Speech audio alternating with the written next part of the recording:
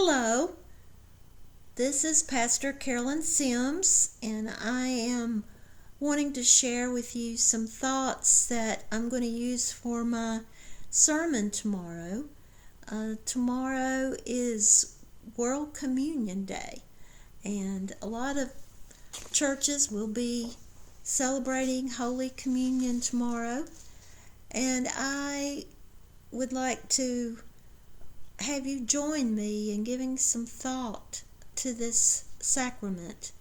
We consider communion a sacrament because that is a command that Jesus gave to us, and that's what we do with great joy and reverence as often as we can.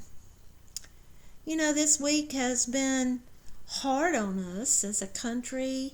We find that our president has been diagnosed with COVID-19, and it is distressing to us.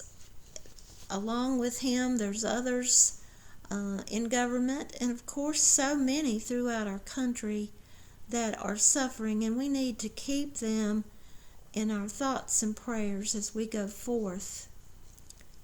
Our country is made up of 50 states. And we don't say we're the country of North Carolina and Tennessee and Utah and California. We have one term. We say we're the United States of America. And as different as each state is, and as beautiful as our country is, the fact that we are all one really can speak to us this day as we think about worldwide Holy Communion, because likewise our country is not the only country. There's many others, many cultures, many religions, many ways of viewing the world, and yet we're all on this planet together. Jesus said that God so loved the world that he gave his only begotten Son. So we are a diverse people, and that's coming out more and more these days, but we're truly one. If we get down to our state, there's 100 counties in our state, and we don't say we're the state of Mecklenburg, Wake, Johnston, Wayne, Cabarrus counties, and so on. We say we're part of the state of North Carolina. Once again, each county has different understandings and different things to enjoy there, and yet we can all be one state. The loaf of bread at communion, likewise, has many components. There's different grains usually. There's the crust, the soft inner parts. It takes the work of the farmer, the sun, the rain, the harvester, the miller who grinds the grain into flour, the baker, the packager, the transportation folks, the store, and the purchaser. And of course, all of these folks and creations have been made by God. So it's all one. It's all blessed and brought into being by God. And when the bread is broken, it symbolizes the breaking of Christ's body. One loaf in many pieces, and yet we receive from that one loaf. One loaf, many pieces, one Christian community, lots of different people. The cup contains the juice of many grapes, and of course the wine or juice symbolizes the blood, the spilled blood of Christ. The Hebrew people from early on understood that life was in the blood. And so the whole understanding of life was that the blood was the lifeline. Life was in the blood. And now Christ's blood is spilled out for you and for me.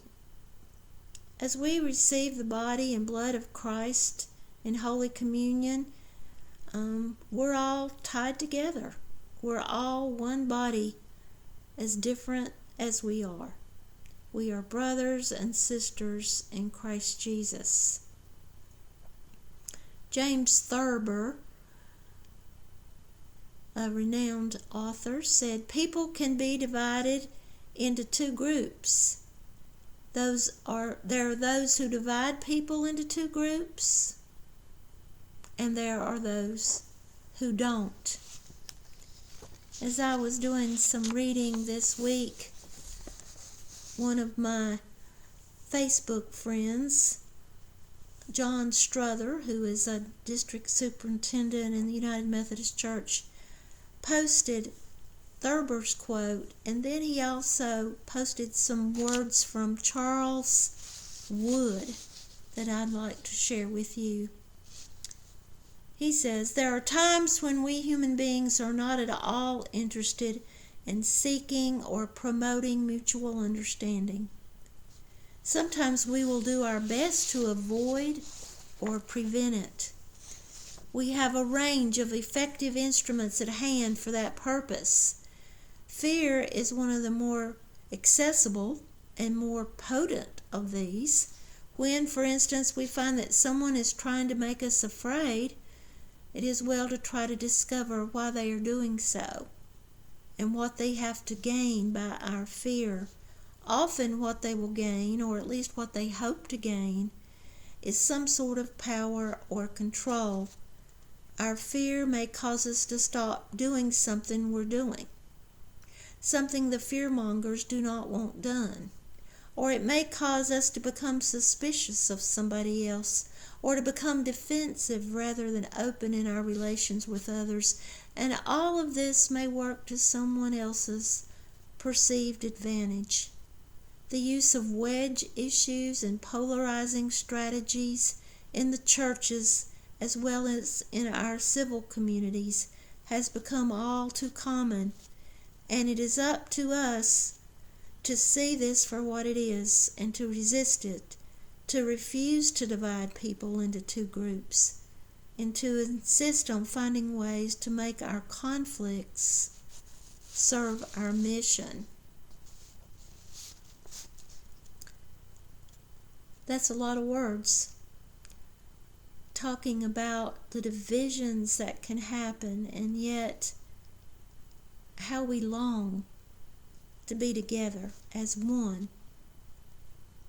Or if that's a little too wordy for you, maybe you'd like what Bishop Will Willimon said recently. He said, "Church is where you have to work with whoever Jesus drags through the door."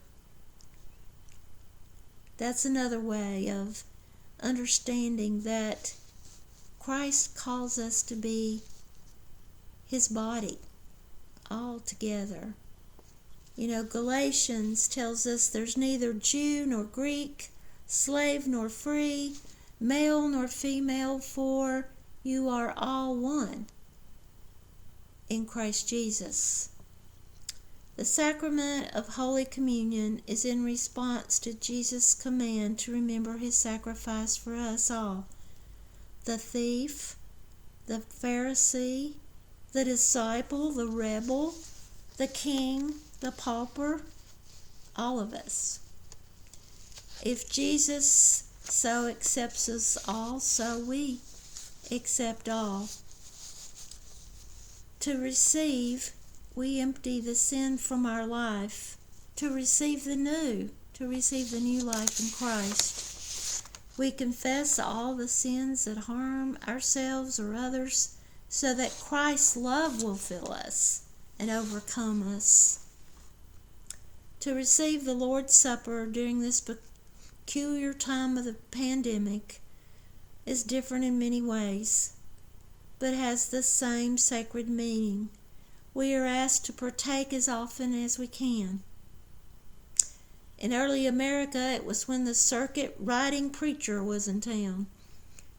When he came, they reconnected their spirits to God, to the preacher, and to each other. Later, it became quarterly observance, and then moved to monthly, and now some weekly, and a few offer communion every day, usually early in the morning before work or school. Wow, that's powerful. It helps us remember that it's God's table and all are invited, even as Judas was. I often think of those who have come before us, the saints who have gone on before, and feel as if I'm sharing a sacred meal with them and with all who come after them. It's not about us and our beliefs and our faithfulness. It's about God and God's goodness. We are just humbly responding to the invitation of the Lord of Lords, the Almighty Creator, the suffering servant. I don't know if you will have a chance to receive Holy Communion at this time or not.